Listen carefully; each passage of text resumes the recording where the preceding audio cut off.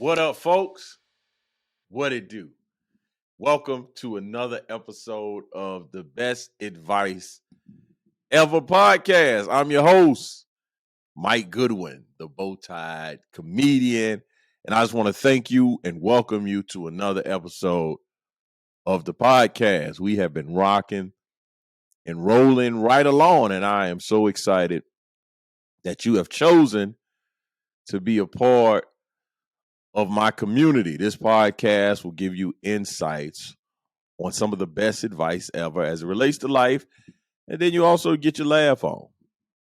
I think we live in a day and time where it's vitally important for you just to take a moment out and laugh. Kiki, ha ha, chuckle, something. Folks are so serious nowadays. Well, we've been serious for a while, but not only that, we've encountered some very difficult days going through a pandemic. That's not a normal. Well, I think that is normal. I think that is something that not a pandemic per se, but adversity. Adversity happens. It's not often that it happens on a national scale, but adversity happens pretty regularly. So we've gone through some very difficult, challenging days, and we have some bright days ahead of us. That just has always been my outlook on life. Tomorrow is gonna be better than today. That's just how I approach life and how I have been able to navigate life, even dealing with some very challenging and adversity or adverse experiences and circumstances in my life. So we're going to start this podcast like we always do and talk about being on the road again. Now, interesting enough, I've not been on the road. I've not had a gig since last Saturday. Well, my last gig was a gig that I had was actually on a Friday night. I was in New West Virginia. That's where I had my harrowing ice situation. So when I returned back home, I had Saturday off, and as I mentioned, took my son to the University of South Carolina Tennessee game. So I've spent this week home for Thanksgiving. Hope everyone has had a wonderful run at Thanksgiving. It was a nice little week.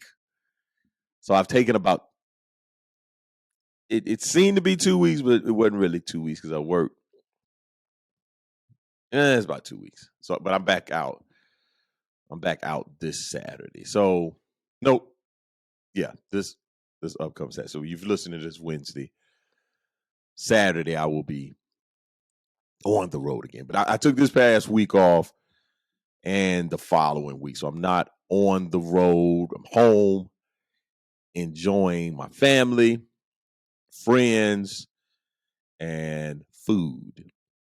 But we did go on the road. We did go to Florence and have Thanksgiving dinner with some family members, and we really had a good time. It was good food, good fellowship. You know, I for the majority of my family, it's a very, very Christian environment. It's very interesting as I get older how much I look back over my life and see how I've been insulated from a lot of drama that I typically hear and have seen as it relates to family interactions. I've had family drama as most folks have had, but when there's a gathering of our family, it's typically pretty tame. Like we had dinner at 1 o'clock. Well, he said it was gonna be one. You know, it was more like 2. And so, but it was good. Like it was no issues. Nobody was getting cussed out.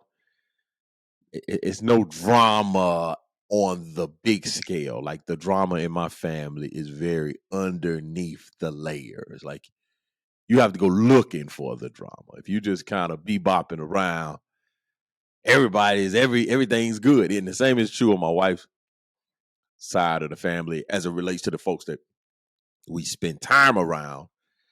Good Christian folks, good Christian folks. They're going, if they ask you if you want something to drink, they talking about iced tea, they talking about water, they talking about soda. That's what they talking about. Ain't no funny herbal smells coming from the backyard. It just is a very calm, cool, and collected gathering of folks. So that happened on Thanksgiving, and then we had the opportunity. I had the opportunity to take my family to Buc-ee's. I don't know if y'all are familiar with the gas station enterprise, also known as Buc-ee's. If you have not had an opportunity to visit a Buc-ee's, I would encourage you to do so. From my understanding, they originated in Texas. I've been to Buc-ee's a number of times, just by virtue of being on the road. But there's one that's in South Carolina. It's in Florence. And I took my family to Buc-ee's. And it was quite the experience. If you've not gone, I don't even know how to explain to you Buc-ee's. Buc-ee's is like a super Walmart on steroids. I think that's probably an accurate a description. I mean, you put a Cracker Barrel inside of there. You can add a super Circle K. I mean, it's just a lot of stuff. There's food. There's merchandising. There's a mascot. My family took a picture with the Buc-ee. I posted it on my Instagram page. I was like, I was inside a suit.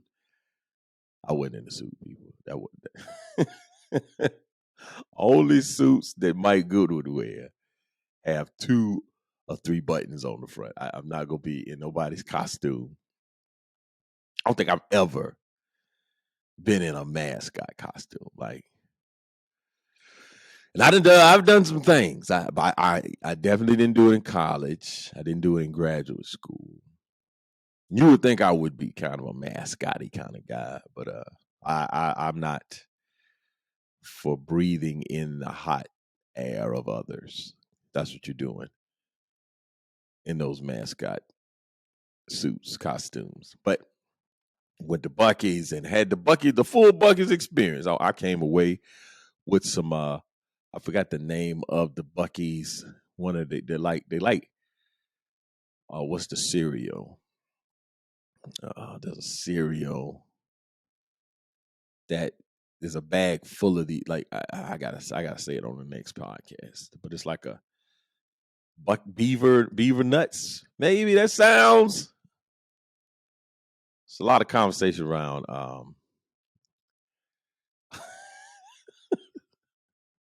not beaver nuts, but just nuts in general as it relates to peanuts and cashews, pecans, football teams. There's a lot of conversation. I think it's beaver nuts, if I'm not mistaken.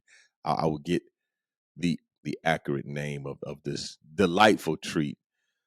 It's kind of like Sugar Smacks. It's a bag of Sugar Smacks, sort of. If you remember that cereal from back in the day. The Sugar Smack Buc-ee's treat. My wife got some chocolate cover pecans or pecans. I don't know what part of the country you're from. You say it differently. Some people say pecans. Here in the South, we say pecans. Pecans. I don't say pecans. I just said that because I know that's how people pronunciate it, separate from the South, where I'm from. I'm from the South. And we say pecans. That's how we communicate. Pecans. So, wife was able to get some of those. It was a great little trip. I didn't get a review from the family to say how did you like Buc-ee's, but wanted to make sure that I gave them the Buc-ee experience. Since we're very close, we're in Florence. the Buc-ee's that is in South Carolina is in Florence. Even though I was in Florence, I have not been to south of the border. I've never parked my car and got out and went inside of the south of the border. I've walked by it. I think even driving, I think I saw where they may keep some of the equipment for the south of the border. But I've not gone inside, not spent money on admissions. I don't even know if there's a ticket. I don't know if you could just walk in like a rest area. But even though I was in Flowtown, Magic City, I don't know if that's the nickname for Florence. I think that's what somebody told me. And I believed them. They could be lying to me. But we went to Buc-ee's. We didn't go to south of the border. Also, there was a restaurant very well known called Thunderbird. It's in Florence. I don't know if it's still operating. It had some of the best soul food this side of the Mississippi. Now, I don't know if the Mississippi is actually on this side. It just sounded like something cool to say. This side of Lake Watery. That might be a little bit more accurate to the location in which we are residing. Thunderbird. Thunderbird was a restaurant. It may still be a restaurant. I think I've been there one time, but folks would rant and rave about how delicious the food was at Thunderbird. Thunderbird is also some cheap liquor, I think, like some malt liquor type deal. I've heard it. It's one of those like Ripple, Sham Pimple, some things. Mad Dog 2020. I don't think I've ever ingested any of these beverages. Thunderbird, anything that looked like crayon colors in a bottle, I was like, yeah, I'm going to go left on that. I'm going to pass.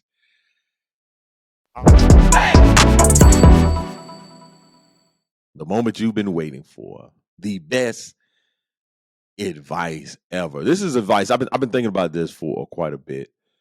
And I've really been wondering, how can this advice be more mainstream? Because I think it is often reserved for folks that have resources, folks that have means, or folks that are involved in athletics or some particular specialized job or activity. And so the best advice ever that I'm going to give you today is get a coach. Yeah. Get a coach. What's interesting to me, I've had coaches my entire life. I've played sports from early in my childhood on up into high school. And then even a little bit after high school, played in the military. We had some teams in the military.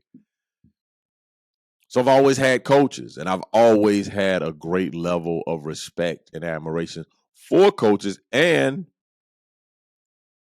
as I got older, I became a coach. So I coached at Heathwood, but I also coached a few years for the Special Olympics. That's a story to have a conversation about on another day. But I think for folks, especially folks that have not participated in sports, I wonder, have they had the ability to have coaches? Because you can have coaches separate from sports. You can have coaches. You can have a voice coach. You can have an instrument coach. You can have a number of coaches that is not related to athletics. But I think that one thing that I've learned as I've gotten older, and I think I wish I would have been a little bit more intentional about, is if there's a skill or there's something that I'm working on to become proficient in and I want to be much better, I would get a coach. I remember when I first started playing golf, and I don't even think I would call what I do playing golf. I do a lot of grounds dismantling. I dismantle greens. I'm a green dismantler, and I am a ball loser, ball baptizer. If there's a water hazard anywhere close to where I'm playing, I'm going to make that ball dedicate his life to the Lord. It will be baptized in the Father, Son, and the Holy Spirit. It doesn't matter. Like, you can have water in your cup, and if you're playing with me, I'm gonna find a way to put that ball in a body of water. It's called me John the Baptist out on the golf course, because that's what your boy does. I put balls in water. I don't know if that. There we go with these. Talking a lot about questionable parts. But yeah, when I first started playing golf, I got some lessons. Got a coach. At the time, I hired a gentleman by the name of Jimmy. I've had a number of coaches in my life named Jimmy. Jimmy had a driving range here in town. And I went and took lessons with him. Now, at the time, Jimmy had a camera set up. He had his computer. So it actually recorded my swing. And I could see where I was having issues with the consistency of my swing. But before I took the lessons from Jimmy, I have a friend and fraternity brother by the name of Jabari. He was showing me pointers and giving me tips and hints on how to improve my golf game. So there was something, I guess, in particular that he had been telling me, and I just hadn't picked it up. But then when I went to my golf lesson with Jimmy, I came back and I told you, I was like, hey, man. He was like, so, what did you learn? I was like, oh, it was very, very beneficial, man. He really showed me some things, gave me some insights. And so I showed Jabari this particular, maybe how I was turning my wrist, something in particular that was really not allowing me to hit the ball. And Jabari was like, man, I've been telling you that for 3 months. So I've been telling you that, but do you go over here to Jimmy? You go to the white man, and now all of a sudden you see the light. And that's kind of like how he saw it. And I was like, no, he showed it to me on the computer. Like, he had the video of it. And so I think my friend really felt the way, because he was like, here I am. I've been showing you this for months. And the white man, I mean, that's kind of the vibe I was getting from. And I was like, no, bro. I saw he recorded it. He had a camera. I saw myself, and you might have been saying it, but I'm a more visual learner type guy. Maybe seeing it, turn the light bulb on. And so I think Jabari kind of told me this story some years later, like, hey, man, I've been telling you this. And I was like, that's not how I felt. I felt that, it was illuminated because I saw the video. But that's how life is. I'm sorry for the inflection in my voice, because that's kind of vibe where people hit you with. And that's the interesting part about our history. I saw something on Twitter today.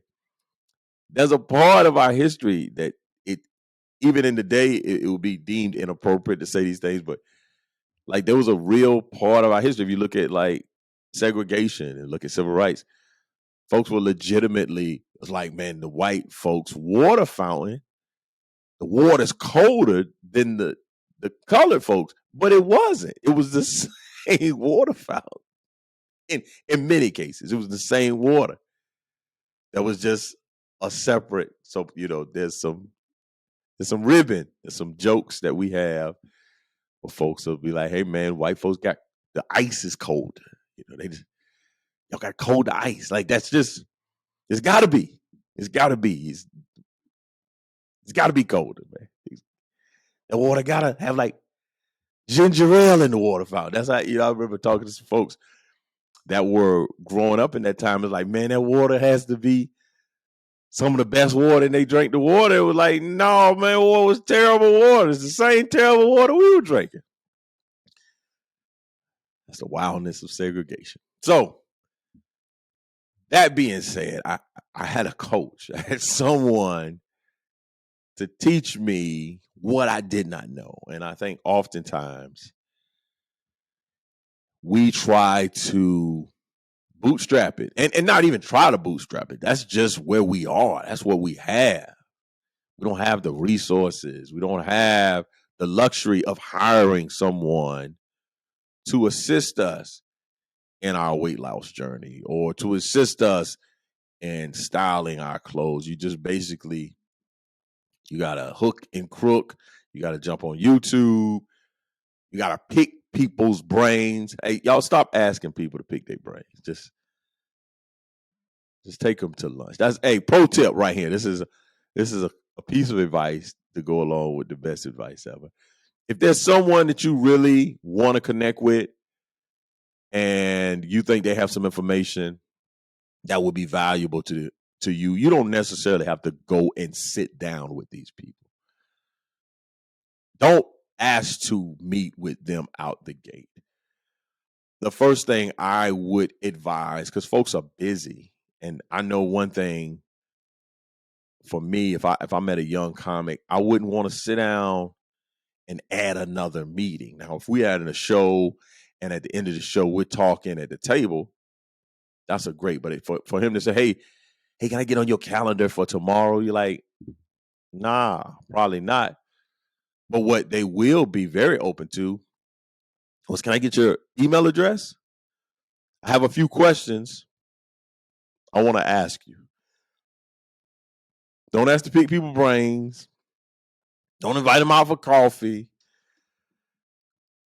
Say, hey, can I get your email address? I have a few questions I would love to ask you. And then here's another thing that you can do when you want to develop a relationship or be coached. You want someone to be a coach for you. I would say lead with value. Prime example. So let's say if I'm on a show with a comic who is a headliner and I'm featuring, basically I'm on a show with a comedian that has a bigger platform, a bigger audience, a bigger crowd. Number one, the first thing I try to do whenever I open for someone or I'm on tour with someone, I try to be a good hang, meaning I'm low maintenance. I'm where I'm supposed to be at the time I'm supposed to be there. I'm not causing any additional stress and concern. I'm not coming in with 25, 30 questions. Tell me what time I need to be where I'm supposed to be, and I'll be there in the appropriate uniform, outfit. Also, when I'm alone with this individual, I'm taking their lead. So I'm not dominating the conversation by constantly asking questions. I'm allowing them to say, hey, man, so how things going for you? What you've been up to? Hey, I'm working on this joke. You got any thoughts about that? I let them take the lead. It's like in dancing. The same thing is true for people that are in grief. Someone may have experienced a loss. I'm not going to come out of the gate like, how you doing? Is everything all right? What can I do for you? I'm going to let them take the lead. If they want to talk about it, I'm going to give them the space to talk about it. But if they don't, I'm going to shut my mouth. I'm going to be quiet. So, yeah, if you're in a case where there are folks that you want to have connection to, you think, because it honestly, and I'm going to say this, and I've had advocates, so I'm not saying that we should not desire folks to be an advocate for us. We should, there are going to be people that's going to help us. They're going to give us the code. They're going to give us a validation. They're going to give us a vouch. They'll be able to vouch for us. But this is what I'll say related to that. Don't wait for someone to give you permission to do what you've already been called to do. Many of you have already been commissioned to do something. Don't wait for someone to deputize you. Go do it. Go get it done. Similar, and I'm, y'all know I'm a comedian, so a lot of my examples are comedy related. It's similar to me sitting around waiting for somebody to take me out on tour. No, man, go do gigs. Go do your own tour. Like, go do it. Like, that's if man, this is the best advice of the best advice of the best advice. Like, go do it. Don't wait. Don't wait to be authorized. Don't wait to be requested. Don't wait for someone to tap you on your shoulder and say, oh, it's your turn. We're not in school anymore. We're in life. Go do it. It's better to ask for forgiveness than to ask for permission. So go and do it. Go get it done. Go do action, execute activity. And when you're doing those things, you're better able to identify who can coach. Because you want to be, what happens a lot of times when folks want coaches and they may go get coaches, but they go get the first coach that show up. They see something on YouTube, they see something on Instagram, on social media. Oh, I'm gonna go hire this coach, and it's a bad experience. You didn't do any research. You didn't check this coach's references. You didn't say, "Hey, coach, I would love. I see a lot of this stuff online. It looks amazing. Can you give me 2 or 3 folks that have had a great experience with you that I can call and have a conversation with?" So people want coaches. People will even go get coaches, but they'll go get coaches, have a bad experience, and they say, no more coaches for me. I'm sick of this. People stealing and taking my money. No. Just vet these folks before you allow them access. Take your time. Hire slow, fire fast. Boy, I'm giving you, this is the best advice holiday. I'm dropping the jams out here. Hire slow, fire fast. That might be one for another day. So yeah, get a coach.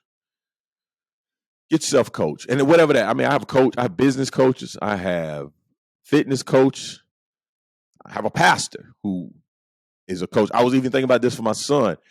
And in this conversation I'm gonna have with him in soon, him and my daughter. I'm saying, I'm your parent, I'm your father, but you have to allow me to be your coach. Like, I'm your father by virtue of biology, by virtue of brought you into this world, but you have to allow me to coach you. You have to allow folks to coach you. And coaching, there are 3 things that I think about, and there are probably 1,000 more, but these are very important things when you're looking for a coach. What's important and the things that you should be thinking about as it relates to coaching. These are 3 things that, and again, they're not in any order. It's just, hey, if you're looking at a coach and you want a coach, what are the reasons you should have a coach? Number 1, you should have a coach for correction. You should have someone that's able to give you correction. In life, sometimes the older we get, the harder it is to correct. We don't give folks that ability to speak into our life to correct us. So we should have coaches that have the ability to correct us. The other thing, we should have coaches for accountability. We should be accountable. There should be someone that we say, hey, I'm going to do this by September 3rd. September 3rd comes and they say, hey, what happened to the thing you said you were going to do? We need accountability. And last but not least, coaches, you want wise counsel. You want coaches that have done what you're attempting to do. They've been down that road. That's the issue. Sometimes I kind of giggle with life coach a little bit, because these are folks that hadn't lived life, but they want to be life coaches. Like, hey, bro. And I'm not even talking about age. Like, you still in college. How you would tell me about life out here? Like, what you been doing? Wealth management. Do you have wealth? of your own that you have managed, or you just gonna manage my wealth? So you want wise counsel from folks who have done the thing that you are attempting to do. So get a coach. That is the best advice ever. Thank y'all so much. I do have a question. Ask the bow tie. This question came in. So we have the Ask the Bow Tie segment. Ask the Bow Tie. So the question came in from Reg Hilton Head, and he said, is it difficult to do comedy in today's climate? Folks, we're talking about, great question, Reg. As it relates to comedy, people, get canceled. Folks, what Dave Chappelle has called a brittle spirit. Audiences have a brittle spirit. Oftentimes, people are coming to be offended. I don't know if they're coming to be offended, but they're offended. And they want to communicate their offense. And folks, and Red says, hey, is it difficult to do comedy in today's climate? So I say this, and I say this all the time. Doing comedy is difficult. I don't care what period you're doing it in. It's already difficult. What I would say, is it difficult to do comedy in today's climate? I would say no, as it relates to not saying things that are offensive. The lines are very clear. That's why I say no. It's very clear. There's no ambiguity about, if I talk about this topic, there's likely going to be blowback. Now, that's not difficulty. That's acknowledgement. So comedy is difficult. I would say this. Comedy is difficult for those of us that don't want to change. If you came into comedy 30 years ago and you want to do comedy the way that you did it 30 years ago, yeah, it's very difficult. I came into comedy almost 15, maybe 16 years ago. I can't do comedy the way I did it 16 years ago. But I change. I see the lines. I know what out of bounds is. I see what the issues are. There's no surprises. There's no, I didn't know I wasn't supposed to talk about. No, you can talk about what you want to talk about, and it can be funny. But understand that folks are going to have a hotline with your name, and you're going to be added to that database. So I would say, Reg, that it's difficult in general, just getting in front of an audience to provide entertainment, especially stand-up comedy, is very difficult. I think now, in terms of people being very sensitive and words not being appropriate and things that we could joke about in times past being less likely, people wanting you to joke about, I don't think that's difficult. I just think that it causes you to be more mindful. You need to be more mindful, and you need to change if this is what you want to do. And if you, and I think there's a way to communicate very funny observations and illustrations and not be offensive and not be malicious. But comedy comes from a place of pain, so there's folks who are going to be offended. So I don't think it's more difficult than times past. Like the same, like what people say, it's got to be more difficult to not curse than to curse. And no, comedy's hard. I don't care if you up there using all the F words. It's still, it's very hard. It's hard. I just couldn't stand on stage and cuss, and then everybody give me standing ovation. So it's very, very, very hard in general. But in today's society, the lines are very defined. So if you want to go over there, just know there's some consequences for your consequences and repercussions for your actions. So thanks so much for the question, Reg. And as I release y'all to your destiny, or with the what you're not gonna do segment. Man, even these segments I find, and I usually get them from USA Today, they a little bit darker. So I don't find many as funny. But here's one from Philadelphia, Pennsylvania. It said, a woman who made national headlines more than a decade ago by falsely claiming she had been kidnapped when she had actually gone to Walt Disney World has pleaded guilty for having stolen nearly $150,000 from an employee. Say what? What you're not going to do is say you got kidnapped and be out hanging out with Disney, out with Mickey and Goofy and Daffy and Donald. I don't know if Daffy's out there. Come on, man. Folks out here, woman. Now I didn't see the story when it happened in live time. But yeah, you can't be telling you got kidnapped and you just out at Disney World. Was it Disney World or Disneyland? I get those places confused. Walt Disney World, yeah. Come on, man. What you're not gonna do is lie. That's what you're not gonna do. Don't lie. Just be honest. Tell the truth. And speaking of lying, as y'all can see, I'm representing my team, and I would be lying if I told you I wasn't affected by the game. We just had our rivalry game, and we finally won. It's been a long road. It's been a long time, but we won. Now, what I want to say as it relates to what you're not going to do, and fans and sportsmanship, what you're not going to do is out here be offended if folks have jokes for you. And the same is true for me. If folks got jokes about my team, I can't be all up in arms. I just had a situation happen with a fraternity brother. Got a little group chat, and somebody put in the thing, how about those Gamecocks? Shout out to the brothers who are fans of the other team. And then one of the brothers was like, hey, man, I ain't say nothing to you. Don't be coming for me. I ain't say nothing. And it was like, come on, bro. All the years you've had derogatory rhetoric about our team, and now all of a sudden you're like, hey, man, I ain't say nothing to you. Don't say nothing to me. Come on, people. Take your joke and keep it moving. Y'all got us. Yeah, it took you 8 years. It took you for almost a decade. Get you some shade in.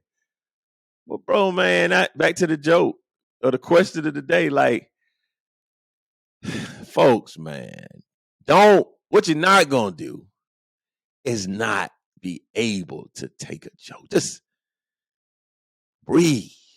It's okay. It's okay to be teased. It's okay for somebody to say, man, you got a big forehead. That's not going to destroy you. Bullying, being malicious, that's a different thing. But a joke, poke a little fun. Come on, man. I was just telling my wife, we had a little situation at home. I cracked the joke. Then I don't understand. I can't tell if you. I'm like, hey, it's a joke. Laugh, keep it moving. So what y'all not going to do is be so uptight in this world that you can't take a joke, man. Take a joke. Take a joke. In fact, take 2 jokes before you call and take a nap and call me in the morning. Hey, thank y'all so much.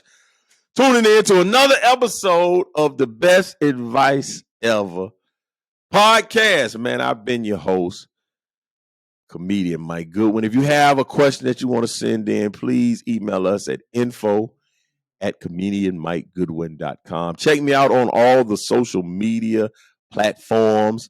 I'm on Instagram at Bowtie Comedy.